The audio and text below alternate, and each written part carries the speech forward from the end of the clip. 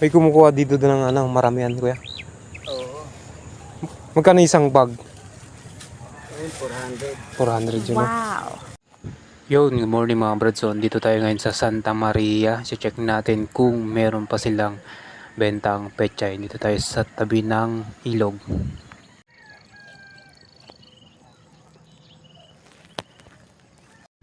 Okay, so dito tayo ngayon sa isang area na dati natin yung pinagbibilhan.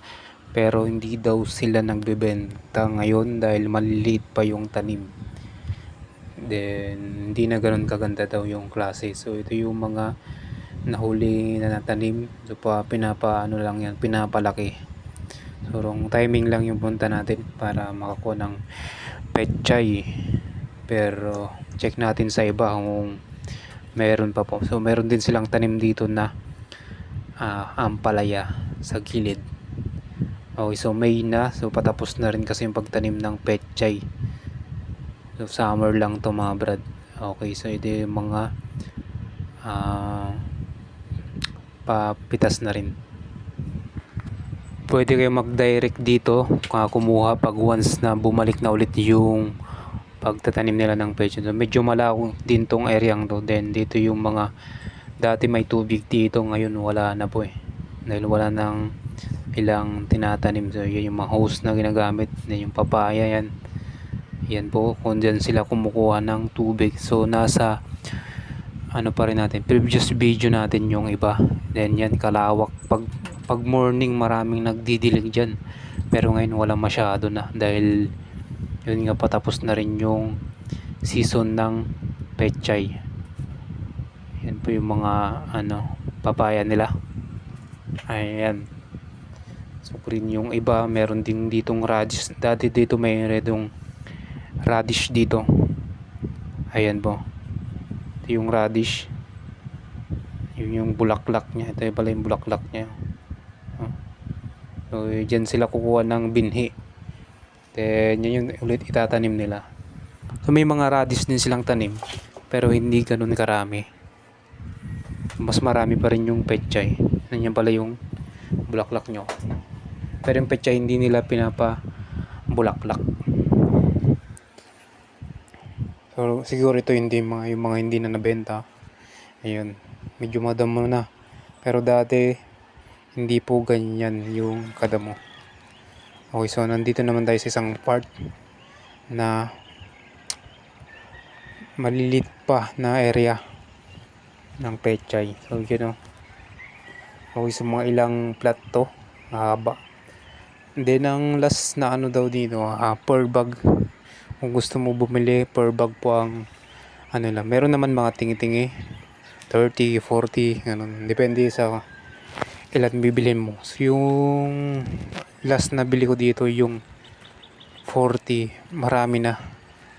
Marami na yung binigay kasi nag-direct tayo. Tsaka malalaki yung binigay sa atin. So, yun ang green na green. Yan po, mga na yan. Mga ilang weeks na lang pwede na namang harbisin yan. Madali lang po harbisin ng pechay. So ilang days lang po yan, ay ilang weeks yan. Basta maganda yung lupa. Kasi hindi din yung area, wala po akong nakikitang nagdidilig ng umaga ngayon. Dati meron akong nakikitang nagdidilig ng kanilang pechay. Ngayon wala ni isa. Okay, yan mo yung mga tanim nila. Yun kasi magandang din to kitaan, basta maganda yung presyo ng pechay. Kaso ngayon medyo mababa daw. Ayan, so ang next na itatanim daw dito ay mga mais na. So check natin to after siguro mga June kung ano kaya yung tatanim nila dito. Yun ang sabi ng isa, mais. So ito yung itsura ng pechay nila, iba-ibang variety. Then meron din tayo nakita nung papaya, yun yung sarap, red lady papaya.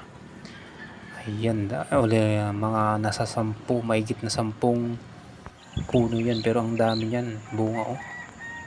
Then ito din yung dike, hindi pala yung dike, ilog na to. ang ginagawa nila para Bili po tayo hindi ng bahayin yung mga pechay. bahay dito. Ni tatay. Excuse me. Ito yung pechayan nila. So, may nabili tayo kahit papaano. Ayan.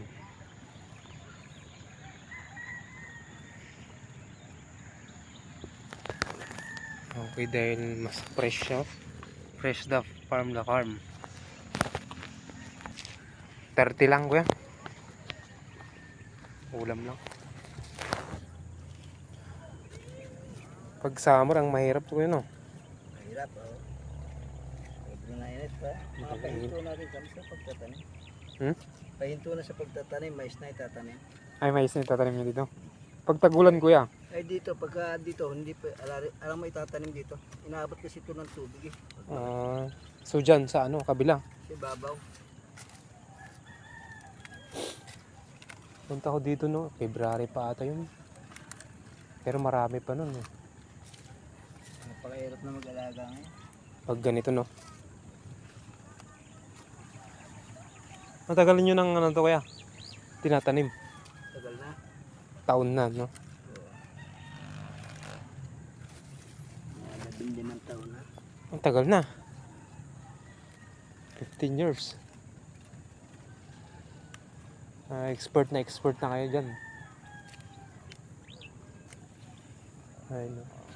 Dapat buhaghag pala yung lupa.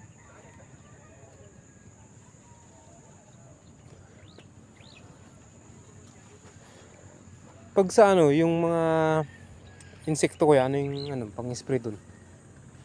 Maraming klase. Anong klase? Form sa insekto lumabas. Kung anong Hindi man basta gamot. Patay lahat ng insekto. Kanya-kanyang pability. nabindi. May sa uod, meron siya. Ang uod, yun na klase. 4 na klase uod. Hindi lahat ng uod na yun, napapatay na isang gamot. So iba-iba rin na gamot.